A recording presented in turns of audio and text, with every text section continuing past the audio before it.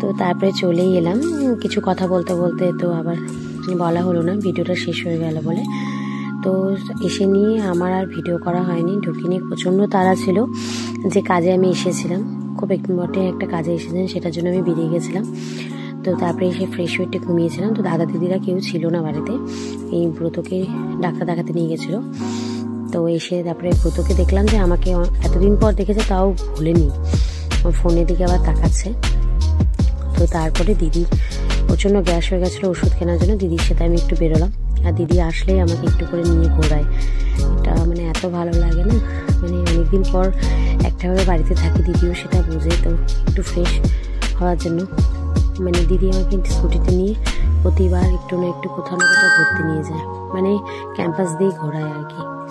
দিদির বাড়িতে তো ক্যাম্পাসের মধ্যে, দিদি বলতে তোমাদের বারবার বলেছিলাম যে এর আগে, যে আমি বলেছিলাম না যে আমি মানে মানে এটা অনেকেরই হয়, অনেকের হয় না, যাদের হয় তারাই এই অনুভূতিটা কাজ করে। মানে আমি মানে অনেকটা ভাগ্য বলবো না, আমার বাড়িই বলতে গেলে বলি এটা। দিদি বলে তোরই তো বাড়ি এটা, মানে দিদি বলতে যে আমার যে গুরু, যে আমার ঈশ্বরদেরই প্রফেসর, যে আমার ডিপার্টমেন্টে, তার বাড়ি, দাদা দিদির বাড়ি।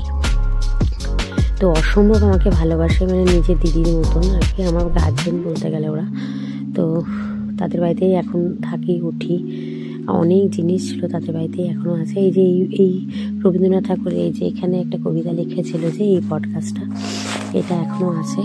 তো তারপরে এই যে পিএমের কাছে দিদিকে এলাম, ওষুধপত্র নিলাম, ওষুধপত্র নিয়ে যাব, ক্যাম্পাসের মধ্যে দিয়েই যাচ্ছি।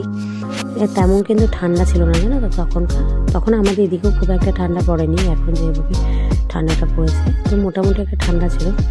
তো ওষুধ নিলাম। তো তারপরের দিন দিদির আবার এক্সামিনের হিসাবে তোমার বর্ধমান যাওয়া ছিল, আমারও প্রচুর কাজ ছিল পরের দিন। তো তার দিদি সেই পরের দিন অনেক রাতে এসেছিলো, দিদির সাথে আর দেখা হয়নি, আর আমিও ছিলাম না। তো এই সুবর্ণরেখা এগুলো না মানে মানে একটা অন্যরকম কাজ করে, যে এই রাস্তাগুলো দিয়ে, পাশেই পাঠভবন। তো পাঠভবনের আবার পুণ্যমিলন উৎসব ছিল, সবাই একসাথে হয়েছিল। তো এই সেন্ট্রাল লাইব্রেরির সামনেতেই যাচ্ছি, তোমার এই যে এটা সেন্ট্রাল লাইব্রেরি। তো এখন তো এই আর কি ক্যাম্পাস দিয়ে যাচ্ছি।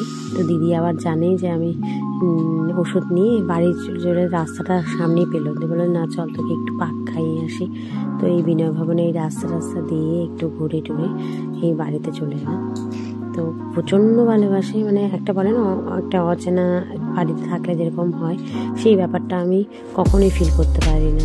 মানে আমার নিজের মতন করে ধরো খাওয়া দাওয়া থাকা, ওই মানে একটা অন্যরকম একটা কাজ করে। এই পাঠভবনে বললাম না অনুষ্ঠানটা, এটার গেটটা দিয়েছে।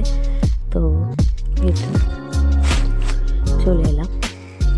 তো কিছু মনে হয় দিদি কিনলো, তাই জন্য দোকানে দাঁড়ালাম, বাড়িতে কিছু লাগবে হয়তো, তাই মুদিখানা দোকানে দাঁড়ালাম। এটা রতনপল্লী শ্যামবাটির ওখানে। তো এবার বাড়িতে চলে আসবো। তো দাদারা নতুন গাড়ি কিনেছে,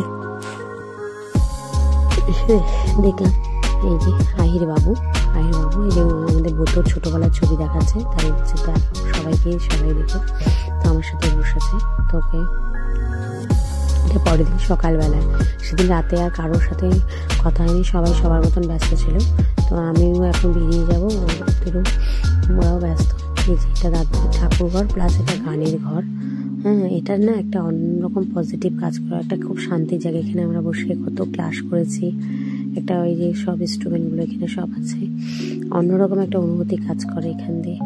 প্রত্যেকটা এখানে উঠিয়ে দিয়েছে। আগে না এই ঘরটা একটা অন্যরকমভাবে সাজানো ছিল, দেখো এই যে তানপুরা কত, আর আমারও তবলা তানপুরা, আমার তানপুরাটা ওই যে প্যাক করা, তারপরে অনেক এই যে এই লাগেজগুলো আমারই, এগুলো নিয়ে যাওয়ার ব্যাপার আছে।